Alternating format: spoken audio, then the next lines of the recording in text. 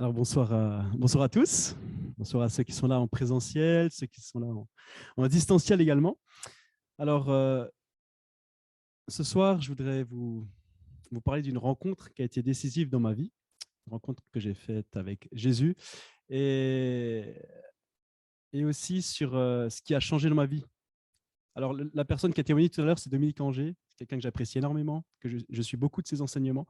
Et quand il dit que Jésus a révolutionné sa vie, effectivement, je le rejoins totalement. Je le rejoins totalement parce que Jésus a vraiment révolutionné ma vie aussi également. Et juste quelques mots peut-être de présentation avant d'aller plus loin. Donc, je m'appelle Pierre. Je suis marié à Bérénice. Ça fait bientôt 10 ans qu'on est mariés. J'ai 3 enfants. Manoa qui va avoir 8 ans, Sarah qui va avoir 6 ans, et puis un petit dernier, Lucas, qui va avoir 3 ans. Alors, je suis également au niveau professionnel directeur d'école, d'une école sur le territoire de Belfort, dans la vieille ville. Et je suis également un des pasteurs de l'église ménonite évangélique de la Prairie à Montbéliard, l'église juste en face. Voilà. Et je suis très heureux d'être là avec vous ce soir. Donc vraiment, je crois que Dieu a conduit les choses pour ce soir. Dieu a permis que ça se fasse. C'est pas pour rien qu'on est là ce soir. Vraiment, je pense que c'est important qu'on soit là parce que je pense que Dieu veut dire des choses ce soir, veut parler encore au cœur. Et juste avant d'aller plus loin, je voudrais juste prier avant de commencer à vous dire ce que j'ai sur le cœur. Seigneur, je te remercie parce que on peut être tous réunis ensemble ici, entre frères et sœurs. Ça fait juste du bien d'être ensemble, Seigneur. Dans ta parole, c'est écrit que quand 2 ou 3 sont assemblés, tu es présent avec eux, au milieu d'eux, Seigneur. Et nous, on croit que tu es là avec nous, Seigneur, ce soir. Et vraiment, on s'attend à toi. On s'attend à ce que tu nous parles. On s'attend à ce que tu édifies, que tu construises nos cœurs encore un peu plus, que tu les attires un peu plus vers toi, Seigneur. Que tu nous emmènes un peu plus dans cette intimité avec toi, dans cette relation avec toi. Ouais. Que vraiment tu puisses parler à nos cœurs ce soir. Et je te prie de rendre nos cœurs disponibles à ton écoute, Seigneur. Vraiment. Dans le nom de Jésus. Amen. Alors moi, comme c'était indiqué dans la brochure, j'ai rencontré Jésus à l'âge de 18 ans, en fait. Avant, j'étais pas du tout, je croyais pas du tout en Jésus, en fait. Pourtant, j'étais élevé dans la foi chrétienne depuis tout petit. Mes parents, ils étaient missionnaires en Afrique, en Asie, avec Médecins sans frontières. Puis après, ils avaient créé leur propre ONG, le service fraternel d'entraide. Et j'ai passé toute mon enfance à l'étranger, en fait, entre l'Asie et l'Afrique, 4 ans en Afrique, 7 ans en Asie, et je suis revenu en France pour la 4e. Et mes parents m'ont enseigné, hein, dans la foi chrétienne, m'ont parlé de la Bible, de Dieu, de Jésus, qui m'aimait, etc. Mais moi, j'ai préféré faire un bout de chemin sans Dieu, en fait. Très vite, quand je suis arrivé à l'adolescence, je me suis dit, tout ça, c'est un peu des bondieuseries, comme on dit. C'est des choses dont les gens ont besoin, une sorte de béquille pour tenir debout. C'est des histoires, c'est des belles histoires, quoi. Et je me disais ça, et je me suis dit, et puis de toute façon, moi, je veux pas quelqu'un qui dirige ma vie, parce que moi, je veux diriger ma vie. Et en gros, le slogan dans ma tête, c'était ni Dieu, ni maître. Et j'ai avancé comme ça dans ma vie à partir de 14-15 ans. Et j'ai décidé de mettre Dieu de côté dans un coin parce que je voulais faire ma vie tout seul, en fait. J'ai commencé à faire mes expériences. Moi, mon leitmotiv, c'était de m'amuser. C'était profiter de la vie, de profiter des plaisirs de la vie. Et voilà, sans entrer dans les détails, hein, ce n'est pas le but ce soir, sans entrer dans les détails, voilà, j'ai expérimenté plein d'excès sous des formes diverses. Et je me suis rendu compte que ça ne me suffisait pas. Et plus j'allais dans les excès, c'était un peu comme de la drogue, plus il me fallait une dose supplémentaire, quoi. Par exemple, quand j'allais en soirée, il me fallait toujours plus de soirées. Quand j'étais avec des filles, il fallait toujours plus de filles. Quand je m'amusais, il fallait toujours plus d'amusement. Toujours plus, toujours plus, toujours plus, comme une drogue, en fait. Et j'arrivais jamais à remplir ma vie. Jamais. Et ma vie, elle était vide, elle était fade. J'essayais de la remplir avec toutes ces choses, tous ces plaisirs auxquels on peut accéder. Et plus je ramenais ces plaisirs dans ma vie, plus il m'en fallait d'autres. C'était vraiment devenu quelque chose d'addictif, en fait. Et arrivé à un moment où ça allait plus, quoi. Plus je revenais de soirée, plus j'étais vide. Plus j'avais d'amusement, plus je revenais chez moi, j'étais de plus en plus vide, plus en plus vide, plus en plus vide. Puis au bout d'un moment, j'étais tellement vide que j'ai voulu en finir, en fait, avec la vie. Donc j'ai voulu me suicider vers mes 18 ans, en fait. Je me suis dit, si la vie, c'est ça, en fait, c'est juste s'amuser, c'est juste prendre plaisir, j'ai fait le tour, en fait. Et ça m'intéresse plus. Ça m'intéresse plus, j'ai plus envie de vivre. Donc j'avais fait ce raisonnement-là à 18 ans, c'était aux 18 ans. Et j'avais vraiment fait le tour, il n'y avait plus rien qui me satisfaisait, en fait. Pourtant, j'avais une famille qui m'aimait, on était dans une bonne situation, on était bien, mais il y avait vraiment quelque chose qui manquait dans ma vie. Quelque chose qui faisait défaut, comme une pièce de puzzle qui manquait, quoi. Voilà, j'étais comme un puzzle avec la pièce maîtresse manquante, en fait. Et j'étais là, je ressassais des idées noires, des pensées suicidaires, j'avais un comportement autodestructeur à plein de niveaux. Et puis, quand j'ai décidé d'en finir avec la vie, je me suis rappelé ce que mes parents me disaient quand j'étais petit. Qu'il y avait un Dieu qui m'aimait et qui pouvait quelque chose pour moi. Je me suis rappelé de ça. Et là je vais vous encourager. Peut-être vous avez des enfants, des petits-enfants, peut-être qui ne sont pas encore à Jésus. Et moi, je vous encourage, des gens de votre famille, ne méprisez pas ce que vous avez pu donner, les paroles que vous avez pu dire, les versets de la Bible que vous avez pu raconter, les histoires que vous avez pu raconter, parce que vous ne savez pas quand ça produira du fruit, en fait. Et je me suis rappelé de ça à mes 18 ans. Un Dieu qui m'aimait, qui pouvait quelque chose pour moi. Et là, je suis tombé à genoux dans ma chambre, et là, j'ai prié comme jamais je n'ai prié, quoi. J'ai levé les mains au ciel, j'ai regardé au ciel, et j'ai dit, Seigneur, si c'est vrai, est-ce qu'il y a quelque chose là-haut? Est-ce que tu existes vraiment, Dieu? Est-ce que vraiment il y a quelqu'un là-haut, toc, toc, toc? Est-ce que tu m'entends, quoi? Est-ce que tu m'entends? Je toquais à la porte du ciel désespérément dans l'espoir que quelqu'un me réponde, quoi. S'il y a vraiment quelqu'un, parle-moi, quoi, fais quelque chose. Rien ne se passe. Les jours passent, 2 semaines passent, puis un jour, je me réveille un matin pour réviser pour des partiels. Je me mets sur mon canapé, je me mets en position semi-assise. Puis là, j'ouvre un de mes manuels pour réviser. Puis là, il y a quelque chose qui me paralyse, qui me saisit. Je ne peux plus bouger. Une force incroyable. Je ne pouvais plus bouger un seul de mes membres. Et je me disais, mais qu'est-ce qui m'arrive, quoi? Pourtant, je n'avais rien pris, j'étais normal, je n'avais pas de soucis, quoi. Mais je ne pouvais plus bouger. Une sorte de paralysie où j'étais vraiment bien éveillé. Et puis là, je reçois cette image qui arrive dans ma tête et qui me montre toutes les fois où Dieu a gardé ma vie, en fait. Parce qu'en Afrique, en Asie, il fallait savoir que j'ai survécu à 2 noyades, des attaques de serpents, des attaques de buffles, plein de choses. Je n'ai pas le temps de raconter ce soir. Bref, il y a eu 7 moments précis qui sont apparus dans ma tête. Et c'est comme si ça voulait. Et puis, voilà, une sorte de retour en arrière avec ces 7 moments de danger auquel j'ai échappé, la mort à laquelle j'ai échappé cette fois. Et puis tout d'un coup, il y a une voix qui descend dans ma tête et dans mon cœur et qui dit, Pierre, c'est moi Jésus. Et j'étais là, waouh, qu'est-ce qui se passe? Je me dis, mais je deviens fou, mais en même temps, j'ai rien pris de bizarre, je suis normal. Mais il y a cette voix qui me dit, Pierre, c'est moi Jésus. Et puis les sept images, il me disait, en fait, c'est comme s'il me disait, sa voix disait, regarde, là, je t'ai sauvé la vie à ces 7 moments. Maintenant, je veux sauver ton âme. Et j'étais là, mais qu'est-ce qui se passe, quoi? Qu'est-ce qui se passe? Et puis, c'est pas tellement la voix, les images qui m'ont convaincu, en fait. C'est tout ce qui accompagnait cette voix et ces images. En fait, c'est tout l'amour qui régnait dans la pièce. Un amour qui m'a enveloppé comme jamais je n'avais connu avant, en fait.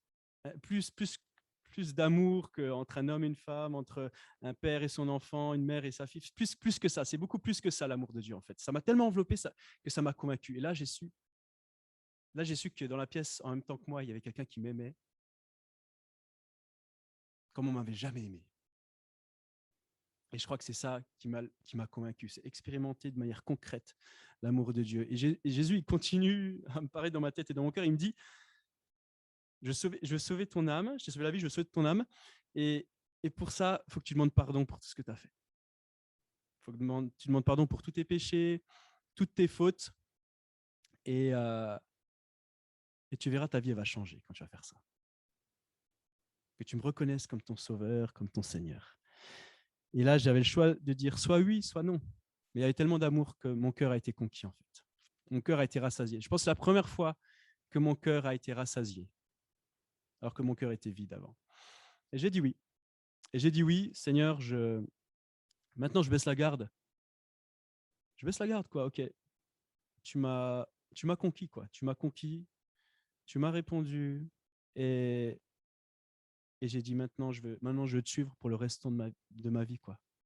Et non seulement je veux me réconcilier avec toi, je te demande pardon pour mes fautes, je te reconnais comme mon Seigneur, comme mon Sauveur, mais je te suive maintenant pour la vie, quoi.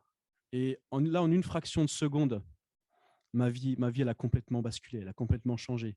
Parce que le matin, je suis allé voir mes parents en leur disant « Papa, maman, il m'est arrivé un truc, je vais me faire baptiser, quoi. » Et puis mes parents, ils étaient touchés parce qu'ils voyaient que je partais n'importe comment, en fait. Tout le monde voyait que j'étais pas bien, que je partais n'importe comment et personne ne pouvait faire quelque chose, quoi. Et je pense que les prières de mes parents, de ma famille, de mes amis ont vraiment aidé. Je vous encourage à prier pour vos enfants, pour vos petits-enfants, encore une fois. Parce que c'est les prières, vous savez, c'est la prière du juste qui est d'une grande efficacité. C'est pas le reste, c'est la prière du juste qui est d'une grande efficacité. Et ces prières, elles ont été d'une grande efficacité dans ma vie. Je vous encourage à prier pour vos proches qui ne connaissent pas encore Jésus. Et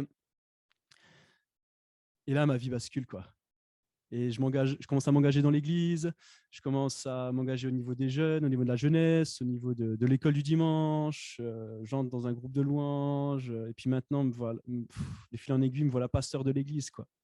Et moi, à l'époque, je fréquentais un peu l'église, mes responsables groupe de jeunes, quand ils m'avaient au groupe de jeunes, ils n'auraient jamais parié un copec sur moi, en fait. Pas un copec, quoi. Et le Seigneur, des fois, il prend les choses faibles, un peu misérables, et puis il en fait devenir des choses fortes, belles pour sa gloire, quoi. Et je pense que le Seigneur, il a vraiment changé ça dans ma vie. Il a allé jusqu'à une transformation complète de mon intérieur jusqu'à mon caractère, quoi. Moi, j'étais quelqu'un de très timide, qui n'aimait pas parler devant les gens. Il a changé ça. J'étais quelqu'un de très solitaire, qui n'aimait pas les gens. Il a changé ça. Quelqu'un de très centré sur lui. Il a changé ça aussi. Et je crois que quand on laisse Jésus nous transformer, il peut changer jusqu'à notre caractère, au plus profond de nous. Et je pense que ça, c'est essentiel, quoi. Donc, ma vie, elle a basculé, elle a complètement changé, elle a été révolutionnée par cette rencontre avec Jésus, en fait.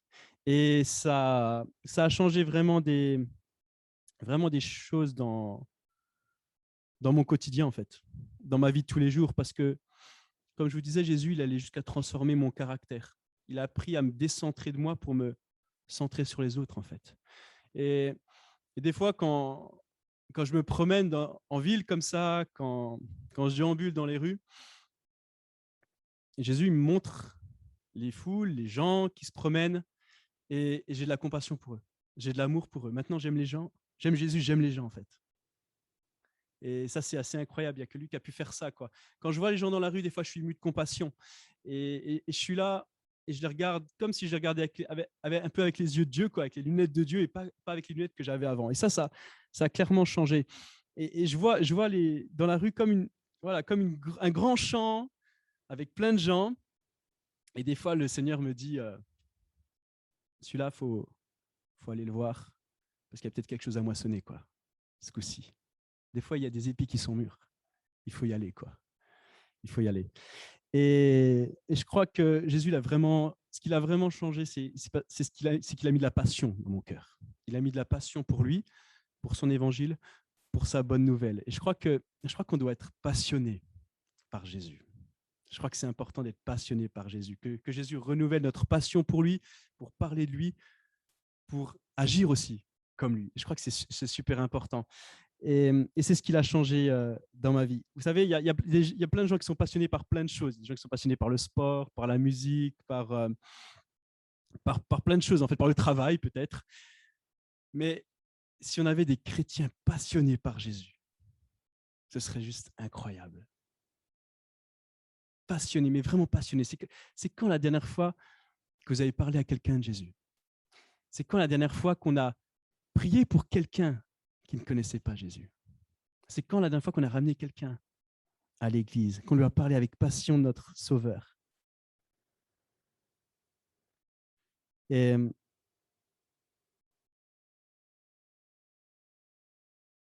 dehors, la moisson est grande, mais il y a peu d'ouvriers. C'est un verset dans Matthieu et c'est dit la suite, ça dit que priez que le maître de la moisson, il lève des ouvriers pour la moisson. Est-ce qu'on est dans cette attitude? Est-ce qu'on se dit, est-ce qu'on prie dans ce sens-là en se disant, Dieu, s'il te plaît, lève des ouvriers, mets de la passion dans leur vie, mets de la passion dans nos vies pour annoncer ta bonne nouvelle, pour annoncer ton évangile. Est-ce que nous, on est passionnés par cette bonne nouvelle? Je vous raconterai juste deux, trois témoignages après encore de comment Dieu, par sa passion en moi, il agit autour avec mes contemporains, en fait. Vous savez, on a vraiment besoin que Dieu mette de la passion dans nos vies pour l'évangile, parce que dehors, il y a des gens qui ont des vies brisées. Je vais en parler après. Des gens qui ont des vies brisées en 1000 morceaux, des gens en détresse totale, quoi. Ils sont en train de complètement ruiner leur vie, et en plus, ils n'ont pas Jésus. Nous, on détient une vérité. Qu'on puisse être passionné par cette vérité autour de nous. Une deuxième chose que Jésus a changé, qu'il a changé dans ma mentalité. Dieu a permis que je change de mentalité. Avant, j'étais un pêcheur de poissons, d'accord? Donc, c'était pour moi le poisson. C'était pour mon plaisir, pour ma propre vie. Et Dieu, il a changé ça. Il m'a donné une mentalité de pêcheur d'hommes, en fait. Donc, au lieu d'être centré sur moi, je suis devenu centré sur les autres. Et l'image de la pêche, elle est intéressante. Vous savez, moi, j'ai beaucoup d'amis qui sont passionnés par la pêche. Alors, eux, ils savent très bien comment pêcher. Hein. Quand je vais avec eux, je me sens un peu tout petit parce qu'eux, ils ont des cannes télescopiques avec des radars, plein d'appareils de mesure. Ils te disent le poisson, il y a tel type de poisson dans tel type d'eau. Le poisson, il va à cette profondeur, il faut utiliser cet hameçon, cet appât, etc. Et tout. Moi, je ne connais rien. Moi, je vais à la pêche avec un bout de bois, un fil et puis un hameçon. Mais eux ils ont vraiment, c'est vraiment des vrais pêcheurs. Et l'image de la pêche est intéressante parce que je pense que Dieu nous appelle, clairement, hein, c'est écrit dans la Bible, Dieu nous appelle à être des pêcheurs d'hommes, en fait. Et Dieu nous demande, à un moment donné, de nous poser et de réfléchir et de prier pour savoir où sont ces zones de poissons, pour devenir des vrais pêcheurs. Quoi. Où sont ces zones de poissons? Comment les identifier? Alors, ça peut être n'importe où. Ça peut être dans la rue, ça peut être au cinéma, au théâtre, ça peut être au restaurant, ça peut être... peu importe, mais ça peut être aussi... Pas besoin d'aller très loin, hein, des fois notre propre famille, hein. Est-ce qu'on a identifié ces zones de pêche, quoi? Est-ce que dans nos amis, dans nos voisins, dans nos collègues de travail, est-ce qu'on est conscient de ces zones de pêche, quoi? Et je pense qu'on a vraiment une responsabilité à ce niveau-là, parce que si on ne leur annonce pas cette vérité de l'Évangile, ben ces gens, ils vont en enfer, quoi. Loin de Dieu. Et c'est une souffrance d'être loin de Dieu. Parce que si ce monde y tient encore, c'est parce que Dieu vous commande. Vous imaginez si Dieu se retirait comme ça du monde, ben ce serait la catastrophe. Si ce monde tient, c'est parce que Dieu est là, avec sa main sûre et bienveillante. Et je crois qu'une vie loin de Dieu en enfer, c'est une vie vraiment de souffrance, parce que Dieu n'est juste par le fait que Dieu n'est plus là, quoi. Et on a là cette responsabilité d'annoncer avec passion cette bonne nouvelle, quoi. Donc Dieu a mis de la passion dans mon cœur, Dieu a changé ma mentalité, et il m'a aussi donné du courage. Vous savez, quand j'étais jeune converti, bah, des fois, tu te dis, tu n'as pas trop les mots pour bien parler de Jésus, ou tu as un peu honte, ou tu te caches un peu, voilà, derrière le manque d'expérience. Tu dis qu'il y en a qui savent mieux que toi, en fait. Mais il y a un passage de Romains qui dit qu'on ne doit pas avoir honte de l'évangile. C'est une puissance pour celui qui croit. Et moi j'étais un peu dans cette attitude-là. Et Dieu a changé cette façon de penser, cette façon de voir, en fait. Avant, j'avais un peu honte, et puis Dieu m'a dit, non, n'aie pas honte. Parce que l'évangile, c'est une puissance. Tu crois en moi, c'est une puissance. Et Dieu, il rend pas les choses difficiles hein, par rapport à l'évangile. Quand une personne croit, le pouvoir de l'évangile, il change complètement sa vie, en fait. Et Dieu ne dit pas, il faut que tu donnes beaucoup d'argent, il faut que, il faut que tu sois baptisé, il faut que tu fasses 3 prières par jour. Non, non, non. Simplement, crois en moi. Crois en ma mort, en ma résurrection. Et repens-toi pour tes fautes. Simple. C'est simple. Des fois, ça paraît tellement simple que les gens se disent, c'est n'importe quoi, quoi. Et ces deux choses, elles vont ensemble, quoi. Croire en sa mort, sa résurrection, et se repentir, prendre un virage à 180 degrés par rapport à l'orientation que notre vie, elle prenait. C'est ce que j'ai fait, quoi. Prendre un virage à 180 degrés. Et on ne doit pas avoir peur de partager l'évangile, de partager cette vérité, parce qu'on a cette puissance de l'évangile en nous. On a cette puissance. Vous savez, et le fait de pas on a une responsabilité hein, par rapport à l'évangile. C'est comme, je prends l'image d'une maison qui est en feu, en fait. C'est comme si on était assis dans notre salon, en fait, et on voyait la maison du voisin en feu, complètement en feu. Il y a du feu au rez-de-chaussée, il y a du feu au premier étage, du feu au deuxième étage, et on voit le voisin comme ça, dans cette maison en feu. Qu'est-ce que vous feriez? Moi, j'ai eu la maison de mon voisin en feu, littéralement. C'était en novembre dernier. Moi, j'ai couru. J'ai couru pour aller, pour les réveiller, tout ça et tout. Mais mais les gens qui ne connaissent pas Jésus, c'est comme s'ils étaient dans une maison qui est en train de brûler. C'est comme s'ils étaient dans une maison qui était en train de brûler, quoi. Qu'est-ce qu'on fait? Est-ce qu'on court vers eux avec passion, avec une mentalité renouvelée pour leur parler de Jésus? Ou alors on reste dans notre salon, on a un peu honte, on ne sait pas trop comment dire, comment faire, comment procéder, quoi.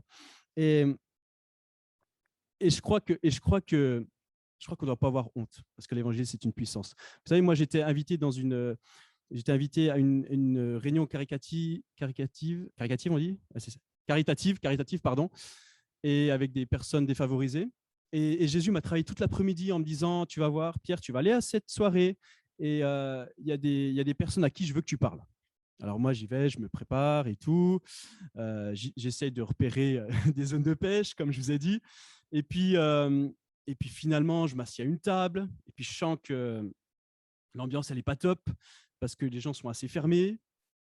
Et puis je commence à parler avec un couple à ma droite. Alors, l'homme très intéressé par ce que je suis en train de dire, par rapport à toutes les questions spirituelles. Et puis la femme, juste après lui, qui dit oh, moi, tu sais, tu peux me parler de toutes ces choses sur Dieu.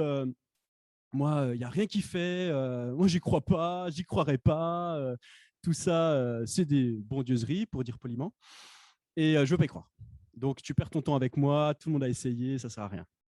Et puis là, je me dis, ah, Seigneur, c'est vrai que humainement, en priant, je dis humainement, Seigneur, pourquoi je suis à cette table, quoi?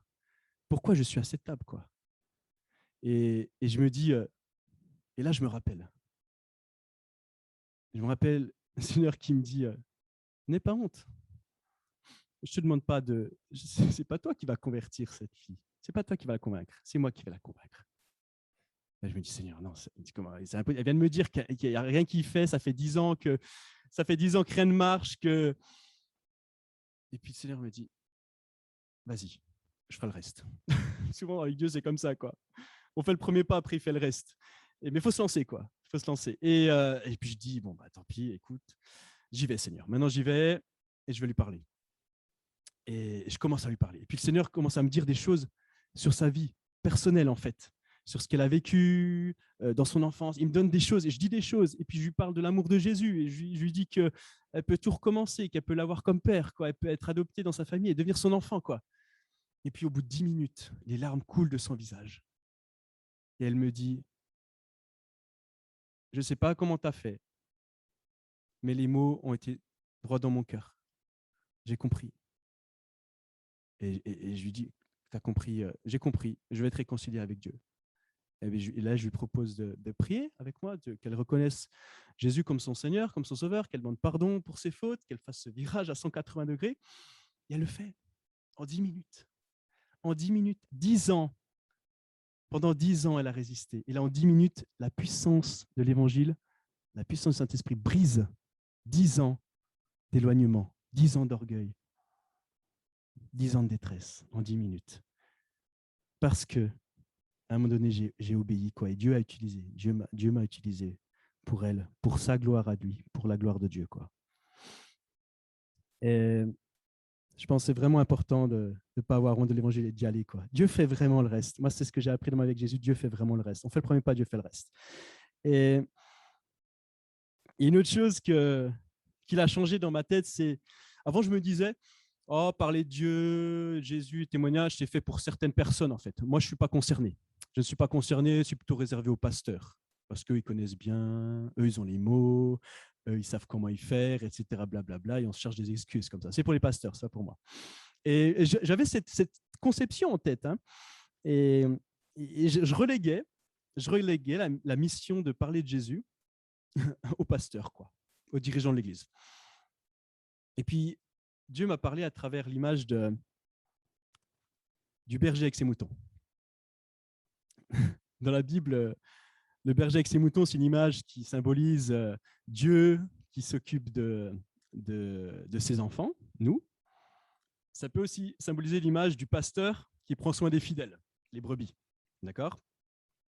Et Dieu me parle par rapport à cette image et il me fait comprendre la chose suivante, en disant, c'est Pierre, un berger, ça ne peut pas produire des moutons.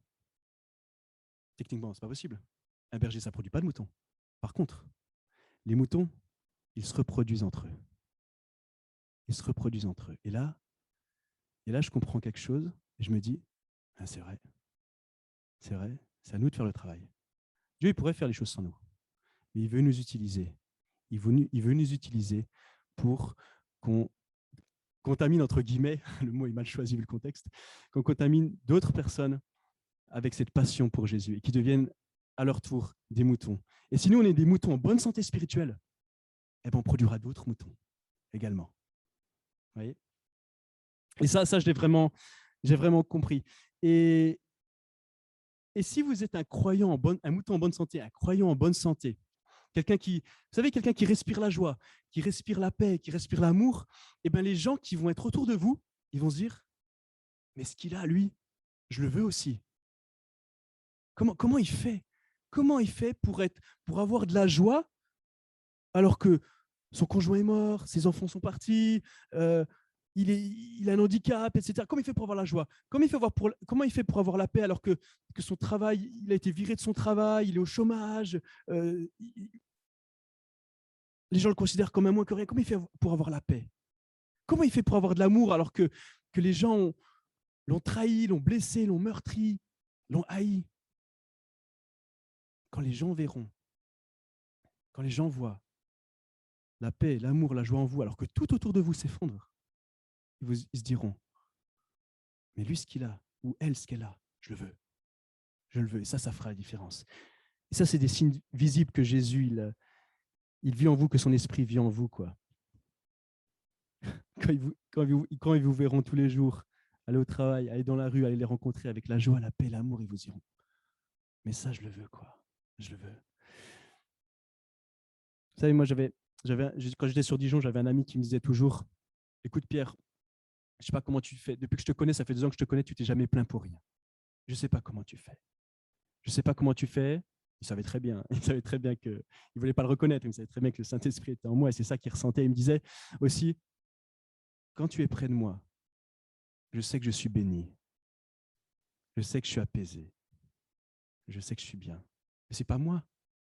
C'est Dieu, c'est l'Esprit de Dieu en moi. C'est ça qu'il ressentait en fait. C'est l'Esprit de Dieu en moi. Vous savez, on vit dans un monde où les gens sont déprimés, tristes, avec des pensées suicidaires. Je crois qu'on est le pays qui prend le plus d'antidépresseurs au monde. Et je crois que le Saint-Esprit qui produit une joie, une paix, un amour en nous, ça doit être visible, quoi. Et c'est ça qui touche aussi les gens. Ce n'est pas forcément tout le temps parler. Hein. Non, les actes. En premier, les actes. Jésus, il agissait toujours aussi, avant de parler, avant les grands discours, il agissait, quoi. Il guérissait cette femme atteinte d'une perte de sang. Il nourrissait cette foule qui était affamée. Cet aveugle avec de la boue. ce lépreux. Ouais. Et vous savez, il y avait... on vit vraiment dans un monde noir. Moi, j'ai encore un ami qui est venu me voir il y a 2 semaines devant l'église. Il m'a dit, écoute Pierre, il faut vraiment que tu pries pour moi. J'entends des voix dans ma tête, des voix qui me disent des choses méchantes, des choses obscènes. Il faut vraiment que tu pries pour qu'elles partent, ces voix. Et je lui ai dit, écoute, je peux prier pour toi autant que tu veux. Mais à un moment donné, si tu n'acceptes pas Jésus dans ta vie, ces voix, elles vont peut-être partir quand je vais prier, mais elles vont revenir, et encore et encore. Et des fois, elles vont revenir encore plus nombreuses. Et je lui ai dit, écoute, maintenant, il faut que tu fasses la paix avec Dieu. Il faut que tu sois réconcilié avec Dieu. Il n'y a que ça. Il n'y a que ça qui changera quelque chose. Et il a accepté Jésus dans sa vie il y a 2 semaines. Et depuis, ça va mieux, quoi. Après, c'est dur. Faut tenir, quoi. Et par rapport à ça, toujours, Dieu nous appelle vraiment à être des ambassadeurs. Dans Corinthiens, il parle de ça, il dit qu'on est des ambassadeurs, on est des porte-voix, un peu comme si c'était des trompettes, des tuyaux par lesquels Dieu il supplie. Dans Corinthiens, c'est marqué, il supplie à travers nous, soyez réconciliés avec Dieu. Par pitié, soyez réconciliés avec Dieu. Vous vous rendez compte? Dieu, il supplie à travers nous. On est comme des trompettes, des tuyaux, et à travers nous, il supplie. Et moi, cet ami-là, je suppliais, je dis, écoute, je te supplie, accepte Jésus pour que ta vie, elle soit transformée. Quoi. Accepte Jésus. Quoi. Je ne sais pas si vous vous rendez compte l'importance qu'on a, le fait qu'on ait des instruments choisis par Dieu, quoi, pour partager sa bonne nouvelle. Et Dieu, il supplie à travers nous. Des fois, on n'a pas conscience de ça. On se dit juste, c'est un petit message. Non, mais Dieu, il nous utilise pour supplier. Soyez réconciliés avec moi, quoi. Vous êtes l'instrument que Dieu veut utiliser ce soir. Je pense qu'il y en a qui ont besoin d'entendre ça ce soir. Vous êtes l'instrument que Dieu veut utiliser. Ok, une dernière chose, et puis j'aurai fini. Dieu m'a enseigné quelque chose, c'est à devenir un athlète pour lui. Alors, pas dans le sens avec une force physique et tout. D'ailleurs, j'ai pris du poids. Mais être un athlète spirituel, c'est-à-dire être prêt. Dans 1 Pierre, c'est marqué que Dieu nous encourage à être prêt à donner une réponse pour notre espérance. C'est-à-dire à nous préparer à être prêts. Parce que quand les gens vont nous demander la raison de notre espérance, il faudra être prêt à répondre. Quand les gens commenceront à demander pourquoi tu crois en Dieu, il faut être prêt à répondre. Alors, l'idée, c'est pas faire plein de formations, une école biblique, apprendre des passages de la Bible par cœur, même si c'est très intéressant et très constructif d'apprendre des passages bibliques par cœur. Mais être prêt, c'est ça. Il y a un passage dans la Bible qui est très clair, dans Acte 13. L'apôtre Paul, il est en visite dans une ville, dans une synagogue, un samedi en fait, et puis il y a les responsables de la synagogue qui viennent le voir et qui connaissent Paul, qui connaissent son niveau, son doctorat de théologie, hein, entre guillemets, hein, et il invite à dire quelques mots devant en fait. Et Paul, il vient devant, il commence à prêcher en fait, et ce qu'il prêche a l'air tellement intéressant que les prêtres, ils demandent à Paul de revenir le samedi suivant. Et là, le samedi suivant, il y a toute la ville qui est venue écouter Paul. Qu'est-ce qu'il a pu dire de tellement intéressant pour que les gens reviennent? Et la réponse, vous relirez Acte 13, elle est versets 38 et 39 d'Acte 13. Paul, il dit la chose suivante. Paul, il prêche la chose suivante.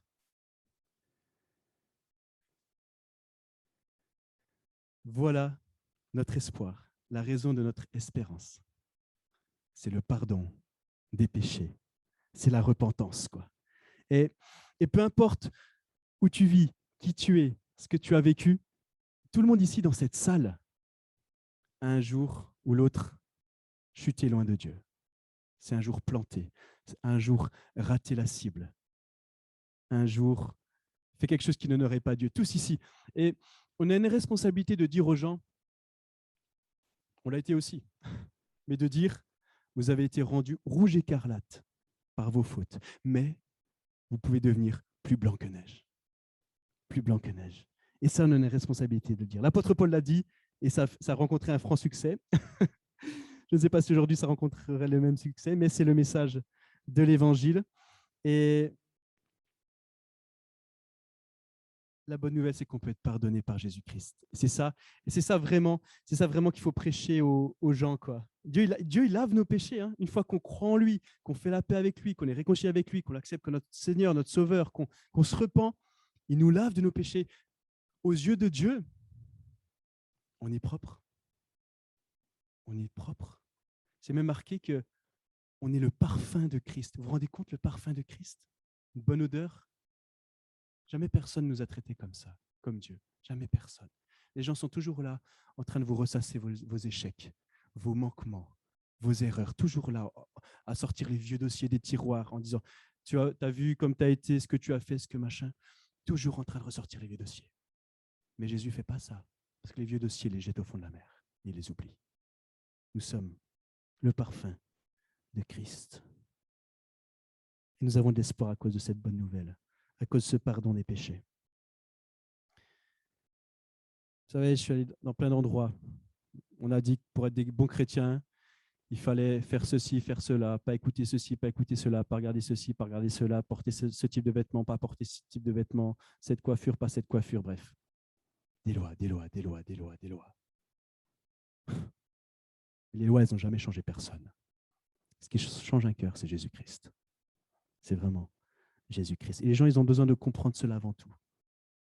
Dieu, il nous a tellement aimés qu'il a envoyé Jésus-Christ sur cette terre mourir pour nos fautes, pour nous réconcilier avec lui. Mourir pour nos fautes, pour nous réconcilier avec lui par amour. Et je crois que c'est puissant, quoi. Les gens ont besoin de comprendre ça avant tout. Ils ont la possibilité d'être pardonnés par Jésus-Christ, le Fils de Dieu. Et je finis avec ça, ces 3 dernières lignes, avec cet encouragement dans Luc. Dépêche-toi, va-t'en sur les places et ramène. Il y a urgence. Dieu nous invite à aller avec passion parler de sa bonne nouvelle autour de nous. Pas besoin d'aller très loin, comme je dis. Hein. Ta famille, tes voisins, tes amis, tes collègues de travail. Pas besoin d'aller très loin. Mais Dieu nous encourage à partager cette bonne nouvelle. Prêcher son amour et la possibilité d'être pardonné pour devenir plus blanc que neige et être réconcilié avec Dieu pour passer l'éternité avec lui. Là, Seigneur, merci pour ce moment. Je te prie pour que ce que tu as prévu de dire à certains ce soir, ça puisse se graver, Seigneur. Que ça puisse se graver, ça puisse porter du fruit, Seigneur. Je te prie pour qu'avec passion et une mentalité renouvelée, ils puissent continuer à s'élancer pour partager cette bonne nouvelle avec tous ceux qui ont besoin de l'entendre, Seigneur. Montre-leur qui a besoin d'entendre cette bonne nouvelle. Donne-leur un cœur de prière, Seigneur, qu'ils puissent prier avec passion pour tous ceux qui sont perdus et leur parler. Et Seigneur, toi, tu ne fais pas grand-chose avec une voiture à l'arrêt, parce que ce n'est pas toi qui vas démarrer la voiture, Seigneur. Mais par contre, si on est comme des voitures en marche, ce n'est pas grave si on va dans une impasse. Ce n'est pas grave si on prend un mauvais itinéraire. Mais au moins, on est en marche pour toi et toi, tu rediriges, Seigneur. On fait le premier pas, tu rediriges. Je prie juste que ce soir, on puisse être des voitures en marche et pas des voitures à l'arrêt. Mets-nous en marche, Seigneur, pour ta gloire, par Jésus, pour Jésus, en Jésus. Amen. Merci de m'avoir écouté.